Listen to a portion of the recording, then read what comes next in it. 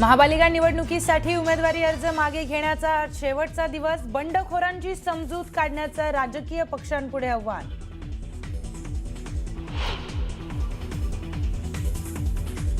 मुंबईमध्ये शिवसेनेच्या 35 पदाधिकाऱ्यांनी अपक्ष उमेदवारी अर्ज भरल्याची सूत्रांची माहिती। नाराज अपक्ष बंडखोर उमेदवारांची समजूत काढण्याचा पक्षातील वरिष्ठ नेत्यांचा प्रयत्न।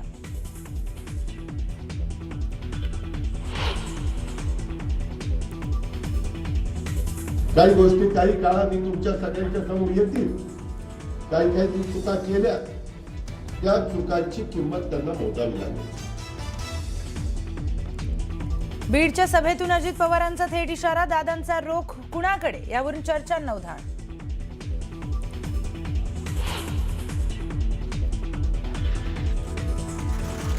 महापालिकेच्या मतदानाआधीच महायुतीनं खातं उघडलं। केडीएमसी, जळगाव, धुळे, पनवेल आणि अहिल्यानगरमध्ये शिवसेना भाजपचे 15 पेक्षा जास्त उमेदवार बिनविरोध।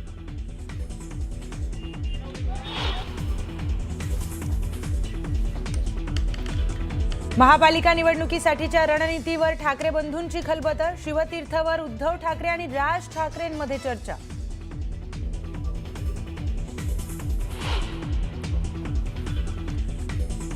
अनगरमध्ये राजकारण तापलं। उज्ज्वला थिटेंची नवनिर्वाचित नगराध्यक्ष प्राजक्ता पाटलांविरोधात याचिका। शपथपत्रात त्रुटी असल्याचा आरोप।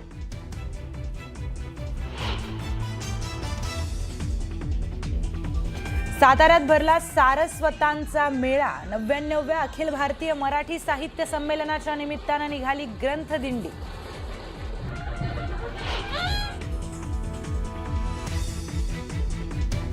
येत्या 1 फेब्रुवारीपासून सिगरेट महागणार। सिगरेटवर उत्पादन शुल्क स्वतंत्रपणे लावण्यात येणार असल्याने किमती वाढणार।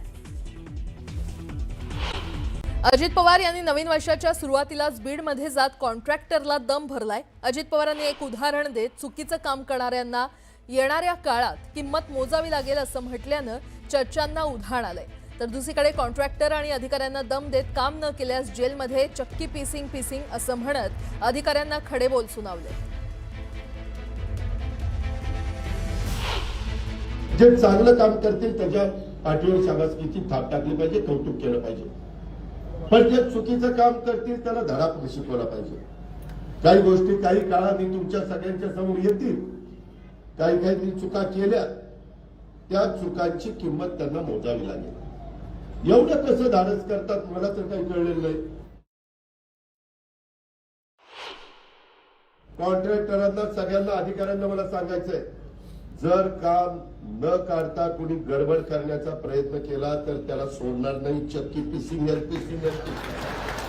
मी अजिबात सोडणार नाही। ते 10 लाखाची कामं बंद केलीत, आम्ही 15 लाखाचं ई टेंडरिंग करतोय। का तर बाबा जनतेचा पैसा लोकांना दिसलं पाहिजे। नुसतं आम्ही घसे कोरडे करायचे, भाषण करायचे, कशाने येरे माझ्या मागल्या, तसं नाही चालणार। ही कामं माझ्या 6 विधानसभा मतदारसंघात आमच्या जिल्ह्यात दर्जेदार झाली पाहिजे।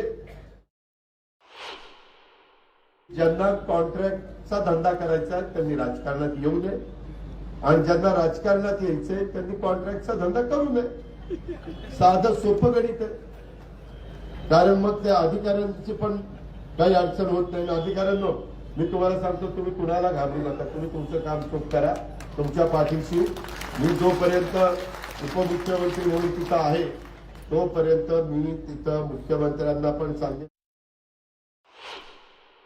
कोण आपल्या नादी लागला तर त्याला सोडायचा पण नाही।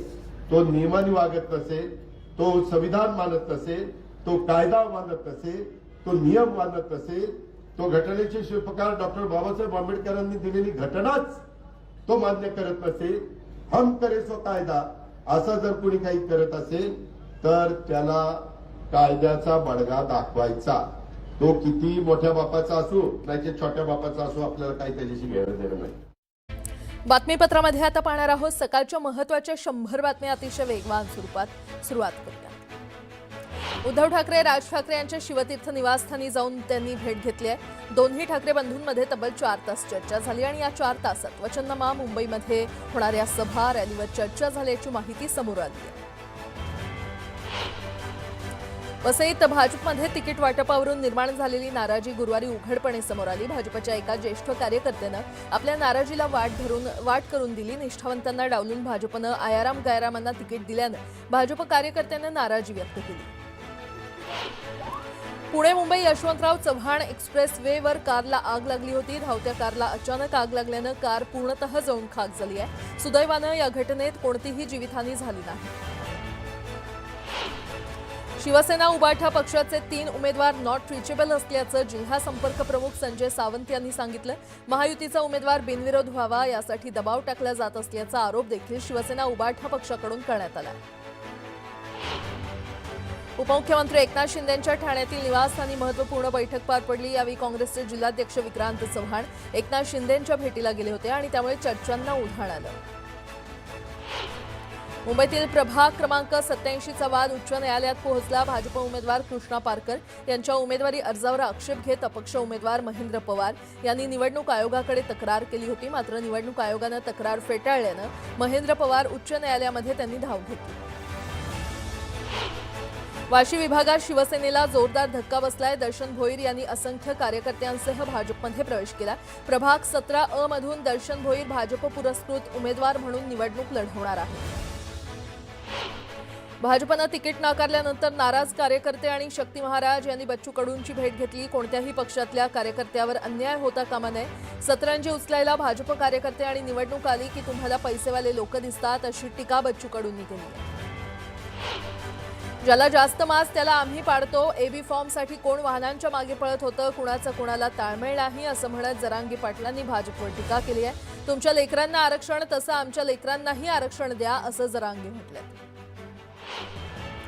छत्रपती संभाजीनगरमध्ये मेरिटवरच सर्व उमेदवार दिले आहेत. सर्व नाराज आणि बंडखोरी करून उमेदवारी दाखल केलेले अर्ज मागे घेतील असं चंद्रशेखर बावनकुळे म्हटल्यात. राज्यातील 29 महापालिकांमध्ये भाजप आणि महायुतीचाच महापौर बसेल असा दावा बावनकुळेंनी केला. छत्रपती संभाजीनगर महानगरपालिकेसाठी ठाकरेंच्या पक्षाच्या उमेदवारांना धमक्या येत असल्याचा आरोप अंबादास दानवे यांनी केलाय. या धमक्या खपवून घेतल्या जाणार नाही. प्रत्येक फोनचा हिशोब मी ठेवत असून जर असे फोन करत राहिला तर तुमची गाढवावरून मिरवणूक नाही काढली तर माझं नाव अंबादास दानवे नाही असं म्हणत त्यांनी निवडणूक आयोगाला इशारा दिला. जळगाव महापालिकेत शिवसेनेनं हॅट्रिक केली आहे. प्रभाग क्रमांक 9 मधून प्रतिभा देशमुख यांनी नगरसेवकपदी बिनविरोध त्यांची निवड झाली आहे. या निवडीनंतर महापालिकेबाहेर कार्यकर्त्यांनी जल्लोष केला. येत्या 3 जानेवारीला भाजप शिवसेनेच्या प्रचाराचा शुभारंभ होणार आहे. मुंबईतील वरळी डोममध्ये 3 जानेवारीला पहिली प्रचार सभा पार पडणार असून मुख्यमंत्री देवेंद्र फडणवीस आणि एकनाथ शिंदे उपस्थित राहणार आहेत.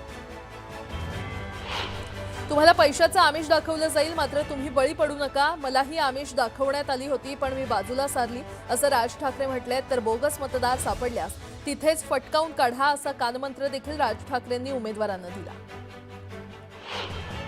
मुंबई काँग्रेस दिल्लीतल्या हायकमांडशी संपर्कात आहे. राहुल गांधी आणि प्रियंका गांधींचे मुंबईत रोड शो घेण्यासाठी नेत्यांनी आग्रह धरल्याची माहिती आहे. जळगाव महापालिकेमध्ये शिवसेनेचे उमेदवार गौरव सोनावणे यांची बिनविरोध निवड झाली आहे. गौरव सोनावणे आमदार चंद्रकांत सोनावणे यांचे चिरंजीव आहेत आणि या विजयानंतर कार्यकर्त्यांनी फटाके फोडून जल्लोष केलाय. जळगाव महापालिका निवडणुकीमध्ये शिवसेनेच्या आणखी एका नगरसेवकाची बिनविरोध निवड झाली आहे. प्रभाग क्रमांक 9 मधून मनोज चौधरी यांची बिनविरोध निवड झाली. मनोज चौधरी हे 4थ्यांदा महापालिकेवर निवडून जात आहेत.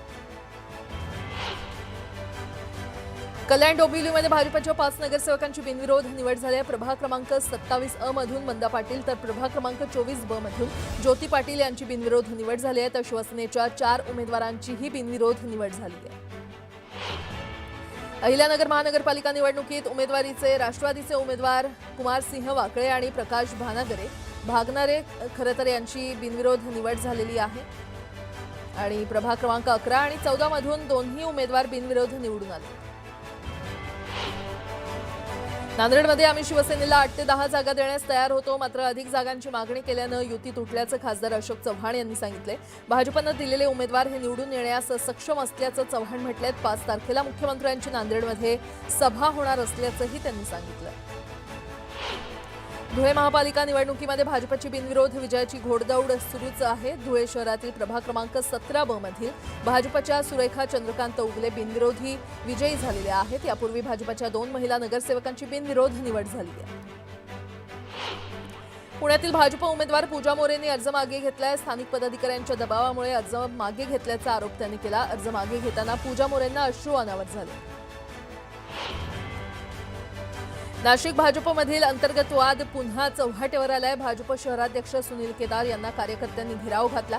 निष्ठावंत कार्यकर्त्यांना उमेदवारी न मिळाल्यानं कार्यकर्ते आक्रमक झाले. दिनकर पाटील आणि त्यांचा मुलगा अमोल पाटील या दोघा पितापुत्रांसह त्यांच्यासोबत भाजपमध्ये आलेल्या आणखी 2 जणांना भाजपनं उमेदवारी दिली आहे. दरम्यान दिनकर पाटलांनी प्रचाराला देखील सुरुवात केली आहे. यावेळी त्यांनी भाजपच्या उमेदवारांना निवडून देण्याचं आवाहन केलं. अकोल्यातील प्रभाग क्रमांक 8 मधून शिवसेनेचे उमेदवार सचिन उज्जैनकर यांचा उमेदवारी अर्ज बाद झालाय. सचिन उज्जैनकर हे महापालिकेचे कंत्राटदार असल्यानं भाजपचे उमेदवार तुषार भिरड यांच्या तक्रारीवरून त्यांचा अर्ज बाद करण्यात आलाय. पिंपरी चिंचवड महापालिकेतील 128 जागांपैकी आपण 125 जागा जिंकू असा अजब विश्वास भाजपचे आमदार आणि निवडणूक प्रमुख शंकर जगताप यांनी व्यक्त केलाय. एबी फॉर्म वेळेमध्ये न पोहोचल्यानं भाजपच्या 3 उमेदवारांचे अर्ज बाद झाले होते. मात्र यासाठी प्रशासनाचा गलथान कारभार कारणीभूत असल्याचा आरोप शंकर जगताप यांनी केलाय. शिवसेना उबाठा पक्षाला मोठा धक्का बसलाय. शिवसेना उबाठा पक्षाच्या उपनेत्या शीतल देवरुखकर यांनी भाजपमध्ये पक्षप्रवेश केला. उल्हासनगरमध्ये भाजप प्रदेशाध्यक्ष रवींद्र चव्हाण आणि चित्रा वाघ यांच्या उपस्थितीमध्ये देवरुखकर यांनी प्रवेश केला. चंद्रपूर महानगरपालिका निवडणुकीसाठी 562 उमेदवारांचे अर्ज वैध ठरलेले आहेत. तर 24 जणांचे अर्ज रद्द झालेत. त्यामुळे आता अवैधरित्या नामनिर्देशित झालेल्या उमेदवारांची यादी प्रसिद्ध करण्यात येणार आहे. अहिल्यानगर महापालिकेत 585 उमेदवारी अर्जांपैकी 17 अर्ज अवैध ठरले तर 571 अर्ज वैध ठरलेत. अवैध ठरलेल्या अर्जांमध्ये शिवसेनेचे अर्ज जास्त असल्यानं शिवसेनेला मोठा फटका बसलाय.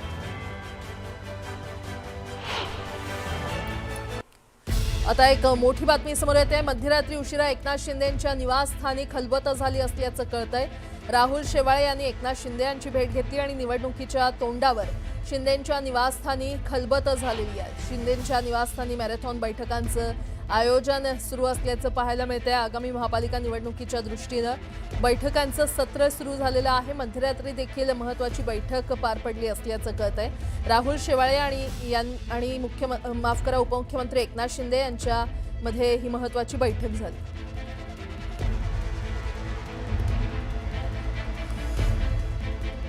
आणखीन एक मोठी बातमी. उद्धव ठाकरेंनी शिवतीर्थावर जाऊन राज ठाकरे यांची भेट घेतली. दोन्ही ठाकरे बंधूंमध्ये तब्बल 4 तास चर्चा झाली. या 4 तासात वचननामा, मुंबईमध्ये होणाऱ्या सभा आणि रॅलीवर चर्चा झाल्याची माहिती समोर आली आहे. तर दुसरीकडे निवडणूक अर्ज मागे घेण्याचा आज शेवटचा दिवस असल्यानं ठाकरेंच्या युतीत जर कुणी बंडखोर असतील तर त्याकडे स्थानिक पातळीवर लक्ष देण्याबाबत चर्चा झाली असल्याचं बोललं जात आहे.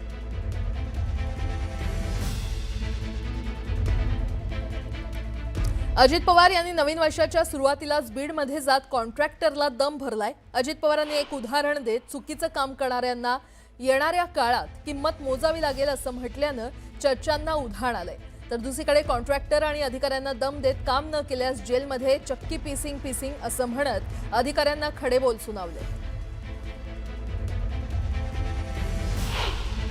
जे चांगलं काम करतील त्याच्या पाठीवर शाबासकीची थाप टाकली पाहिजे, कौतुक केलं पाहिजे. पण जे चुकीचं काम करतील त्याला धडा शिकवला पाहिजे. काही गोष्टी काही काळाने तुमच्या सगळ्यांच्या समोर येतील. काही चुका केल्या, त्या चुकांची किंमत त्यांना मोजावी लागेल. एवढं कसं धाडस करतात मला तर काही कळलेलं नाही. कॉन्ट्रॅक्टरांना सगळ्यांना अधिकाऱ्यांना मला सांगायचंय, जर काम न काढता कुणी गडबड करण्याचा प्रयत्न केला तर त्याला सोडणार नाही. चक्की पिसिंग मी अजिबात सोडणार नाही. ते 10 लाखाची कामं बंद केलीत, आम्ही 15 लाखाचं ई टेंडरिंग करतोय. का तर बाबा जनतेचा पैसा लोकांना दिसलं पाहिजे. नुसतं आम्ही घसे कोरडे करायचे, भाषण करायचे, कशाला ये रे माझ्या मागल्या, तसं नाही चालणार. ही कामं माझ्या 6 विधानसभा मतदारसंघात आमच्या जिल्ह्यात दर्जेदार झाली पाहिजे. ज्यांना कॉन्ट्रॅक्टचा धंदा करायचा त्यांनी राजकारणात येऊ नये आणि ज्यांना राजकारणात यायचंय त्यांनी कॉन्ट्रॅक्टचा धंदा करू नये. साधं सोपं गणित आहे. कारण मग त्या अधिकाऱ्यांची पण काही अडचण होत नाही. अधिकाऱ्यांनो, मी तुम्हाला सांगतो, तुम्ही कुणाला घाबरू नका. तुम्ही तुमचं काम चूक करा. तुमच्या पाठीशी मी जोपर्यंत उपमुख्यमंत्री म्हणून तिथं आहे तोपर्यंत मी तिथं मुख्यमंत्र्यांना पण सांगेन, कोण आपल्या नादी लागला तर त्याला सोडायचा पण नाही. तो नियमाने वागत नसेल, तो संविधान मानत नसेल, तो कायदा मानत नसेल, तो नियम मानत नसेल, तो घटनेचे शिल्पकार डॉक्टर बाबासाहेब आंबेडकरांनी दिलेली घटनाच तो मान्य करत नसेल, हम करे सो कायदा असं जर कोणी काही करत असेल तर त्याला कायद्याचा बडगा दाखवायचा. तो किती मोठ्या बापाचा असो नाही छोट्या बापाचा असो, आपल्याला काही त्याच्याशी घेणं देणं नाही.